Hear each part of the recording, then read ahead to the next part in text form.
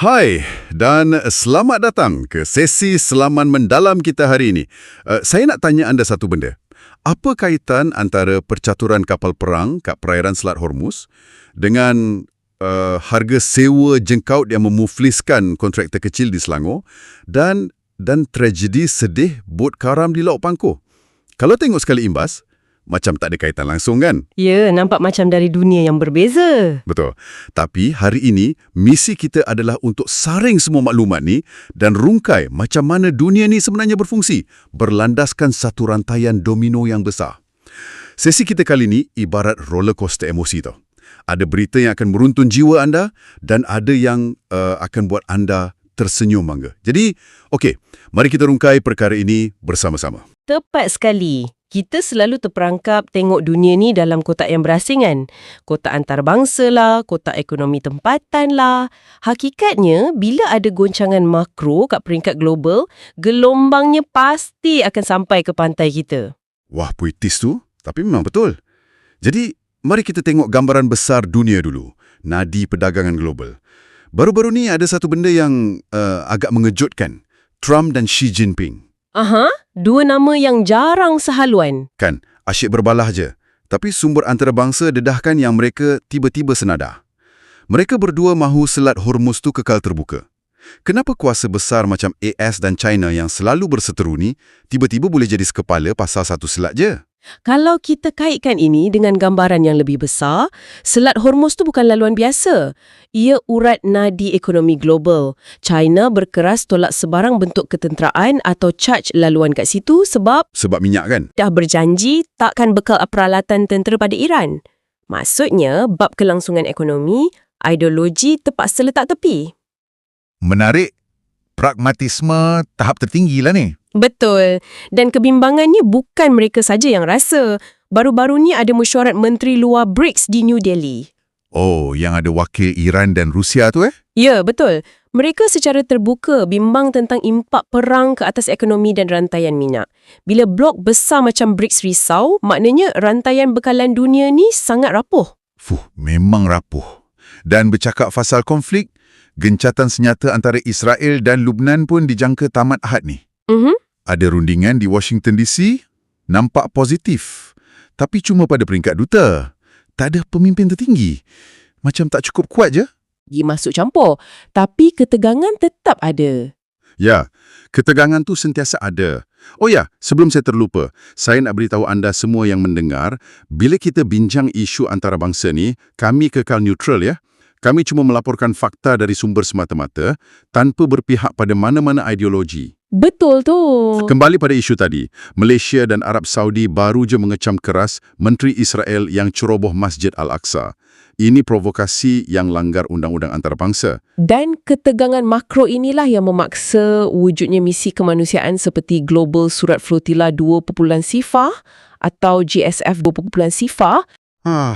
Misi armada tu. Saya baca pasal ni. 54 buah kapal berlepas dari Marmaris, Turki, bawa 500 peserta dari 45 negara, termasuk 29 rakyat Malaysia. Tapi mereka ni bukan belayar sembrono je kan? Risiko tinggi ku. Memang tak. Mereka ada strategi. Contohnya pembahagian zon. Ada zon kuning iaitu 30 ke 50 batu nautika dari Marmaris. Okey, zon kuning tu macam zon bersiap sedia lah. Ya, tapi bila mereka menghampiri 150 batu nautika ke Gaza, itu dipanggil zon merah. Risiko sangat tinggi kat situ. Malah, 3 rakyat Malaysia terpaksa pulang awal. Kenapa? Tarik diri ke? Bukan tarik diri. Mereka pulang ke pangkalan untuk perkukuhkan strategi lapangan dari jauh. Misi ni perlukan sokongan teknikal yang kuat. Oh, faham. Berani betul mereka ni. Okey, jom kita tarik nafas sikit. Dari bilion dolar dan geopolitik makro ni, saya nak bawa anda turun ke skala mikro. Ke poket kita sendiri kan? Ya. Kalau ekonomi dunia terancam, apa pula cerita periuk nasi kita kat sini? Bank Dunia baru keluarkan laporan dan jujurnya sakit hati baca. Fasal pertumbuhan gaji tu? Betul. KDNK kita naik, angka nampak cantik. Tapi pertumbuhan gaji dari tahun 2010 sangat perlahan, cuma separuh dari kadar KDNK. Gaji median kat setengah negeri pula cuma lebih sikit je dari gaji minimum 1,700. Dan yang paling terhimpit biasanya golongan berpendapatan pertengahan. Tepat sekali. KDNK naik tapi gaji orang tengah-tengah macam kita ni statik. Dan kesian juga kat kontraktor kecil. Saya baca keluhan kontraktor kelas F Bumi Putra kat Selangor. Mereka nak projek terus dari kerajaan, bukan lalu konsesi. Sebab konsesi ambil peratusan yang besar kan? 30% tau. Bayangkan kerajaan bayar RM40. Tapi orang yang buat kerja cuma dapat RM25 ke RM30. Margin untung susut teruk dari 25% ke 10% sebab kos diesel dan nak sewa jingkaut lagi. Orang atas ambil daging, mereka cuma dapat tulang. Apa guna angka ekonomi cantik kalau poket realiti kosong? Saya faham kekecewaan tu. Ini isu struktur. Sebab tu Perdana Menteri Anwar Ibrahim ada tekankan mahu MARA diperkukuh. Tujuannya untuk pemerkasaan Bumi Putra melalui TVET, sokongan PKS dan tadbir urus berintegriti. Oh, maksudnya kurangkan kebergantungan pada orang tengah lah ni. Betul. Bila rakyat ada kemahiran teknikal tinggi melalui TVET, kita boleh elak ekosistem ekonomi yang merugikan pelaksana di bawah. Benda-benda macam inilah yang akan dibincangkan dalam Konvensyen Pakatan Harapan 2026 kat Johor nanti. Yang libatkan 3,000 perwakilan dari PKR, Amanah dan DAP itu ya? Ya, mereka akan bincang hala tuju, persediaan PRN dan macam mana menteri-menteri nak selesaikan masalah poket rakyat yang kita bincang tadi. Harapnya ada penyelesaian konkret lah. Sebab bila tertekan bab duit ni, macam-macam boleh jadi. Dan ini membawa kita kepada bahagian yang agak berat sikit hari ni. Isu kelangsungan hidup kadang-kadang bawa manusia ke tahap yang berbahaya. Mencipta risiko, malah meragut nyawa. Tragedi di perairan kita. Ya Allah, kes bot tenggelam kat Pangkor tu. Mayat ke-10 seorang lelaki warga Indonesia dah ditemui. Secara keseluruhannya, 37 orang berada dalam bot tu, 23 selamat, tapi 4 lagi masih hilang. Saya hati dengar.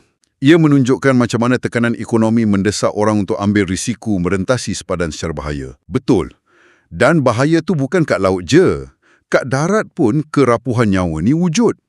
Di Kulai, ada nahas maut libatkan MPV Nissan Serena berlanggar dengan trailer kelapa sawit.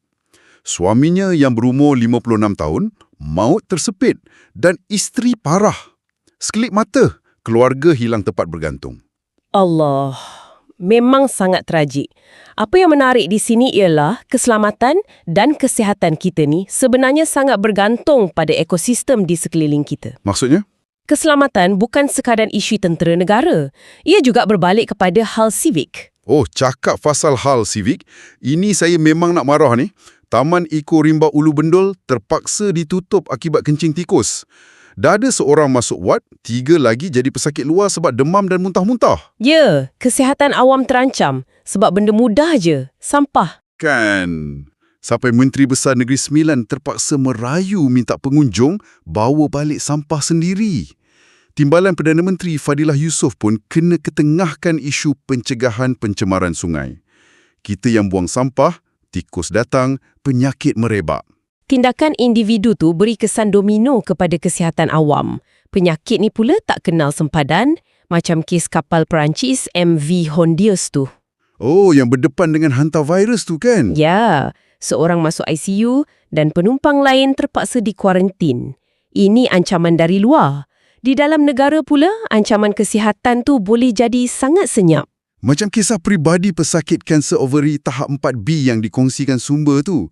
Tiba-tiba saja doktor jumpa ketumbuhan besar 13 cm belah kiri, 8 cm kat kanan. Berat badan merudum. Penyakit ni ceroboh badan kita dalam diam. Pencerobohan fizikal ni memang wujud dalam pelbagai bentuk. Dan bercakap fasa pencerobohan ruang, isu keselamatan sempadan kita juga ada kelompangan. Macam kes pemandu taksi Thai yang didenda RM6,000 kat Padang Besar tu ke sebab seruduk migran? Itu satu contoh. Tapi ada satu lagi kes yang lebih merisaukan. Oh, kejap. Kes kat Arau tu kan? Ya ampun, yang tu memang meremangkan bulu roma. Ya, bayangkan seorang lelaki warga asing tiba-tiba ceroboh masuk sebuah sekolah. Masa budak-budak lelaki tu tengah buat latihan silat kan, lelaki tu pergi peluk dan cium murid tu sebelum dia halau lari ke hutan. Sumpah bahaya. Nasib baik tak jadi apa-apa yang lebih teruk. Inilah yang saya maksudkan dengan keselamatan tu satu konsep yang menyeluruh. Ia pengawal di padang sekolah, pagar sempadan di padang besar, bahkan di peringkat antarabangsa pun, keselamatan sempadan ni boleh runtuhkan kerajaan. Macam mana tu? Perdana Menteri Latvia terpaksa letak jawatan semata-mata kerana isu keselamatan drone di sempadan Rusia. Gagal kawal sempadan, hilang mandat. Domino efek dia memang jauh pergi. Menarik nafas panjang, menukar nada menjadi ceria dan bertenaga. Okey, cukup. Selepas mengharungi rentetan berita yang berat dan buat kita rasa macam nak marah, sedih semua ni, saya nak bawa anda tengok sesuatu yang lain. Bagaimana manusia ni bangkit daripada cabaran mental dan fizikal. Kebangkitan jiwa manusia, ini bahagian kegemaran saya. Wah, saya pun teruja nak cerita ni. Anda kenal Nur Fatihah Yusof. Dia baru je menang RM40,000 untuk anugerah bakat muda sezaman BMS 29. Aha, dengan karya dia yang bertajuk Unharvested Futures, Voices of the Field, kan? Betul. Karya tu merakamkan suara pesawat buzur di Pulau Tuba yang cuma bergantung pada air hujan. Tapi yang buat saya meremang dalam arti kata positif lah. Masa dia naik ambil anugerah tu, dia berkursi roda. Akibat kemalangan, kan? Ya, bayangkan, kemalangan tak mematahkan semangatnya untuk angkat suara pesawat tua ke persada seni. Hebat betul semangat dia. Kalau kita perhati, kuncinya di sini adalah kebolehsuaian dan sifat tidak mudah menyerah kalah, sama ada dalam bidang seni maupun sukan. Wah, sebut fasa sukan, perlawanan squash Siva Sanggari baru-baru ni memang gila. Berdepan dengan pemain nombor 1 dunia, Hania El Hamami. Ya, walaupun dia tewas 2-3, tapi pertarungan tu makan masa 93 minit. 93 minit berhempas pulas dalam kort. Bagi saya, itu mentaliti juara, walau tewas. Tepat sekali. Ia bukan sekadar fasal skor, tapi daya tahan. Semangat ketabahan ini sangat relevan dengan apa yang negara kita perlukan sekarang untuk hadapi cabaran ekonomi yang kita bincang awal-awal tadi. Setuju. Dan aura positif tu berjangkit. Kat terbuka Thailand pula, beregu badminton kita, Go Zifei dan Nur Izzuddin berjaya mara ke suku akhir lepas tewaskan beregu dari China. Oh, walaupun pasangan Malaysia yang lain dah tersingkir ya? Ya, mereka je harapan kita sekarang. Lepas ni mereka akan bertemu kembar dari Scotland pula. Semoga berjaya. Tengok elit kita berjuang habis-habisan ni, buat saya rasa, kita pun boleh redah apa jua halangan. Betul, semangat juang tu penting. Okeylah. Rasanya kita dah bincang panjang lebar hari ini.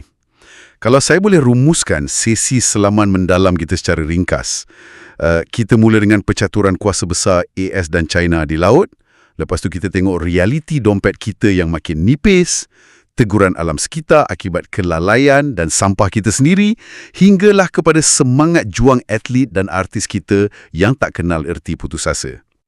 Satu perjalanan dari makro ke mikro yang sangat padat. Sebelum kita tamatkan, saya nak tinggalkan satu soalan untuk anda yang mendengar. Silakan. Melihat kepada mangsa bot di Pangkor dan pekerja kelas pertengahan yang bergelut dengan gaji statik tadi, kita sering mencari kebebasan ekonomi. KDNK kita meningkat, tapi apabila kemajuan ekonomi itu tidak mencerminkan senyuman di wajah pekerja yang memerah keringat, adakah kita mengukur kejayaan negara dengan pembaris yang salah selama ini? Soalan tu sangat berat, tapi sangat tepat. Adakah kita guna pembaris yang salah? Jadi, apa maksud semua ini untuk anda? Adakah ekonomi sekadar angka atau kualiti hidup? Fikir-fikirkanlah. Betul, renungkan bersama. Terima kasih kepada anda yang sudi mendengar selaman mendalam kita sehingga ke penghujung. Dunia ni penuh warna-warni, ada manis, ada pahit, tapi kita sentiasa ada ruang untuk terokainya bersama. Jaga diri, jaga poket dan teruskan melangkah. Berjumpa lagi kita di sesi akan datang. Bye.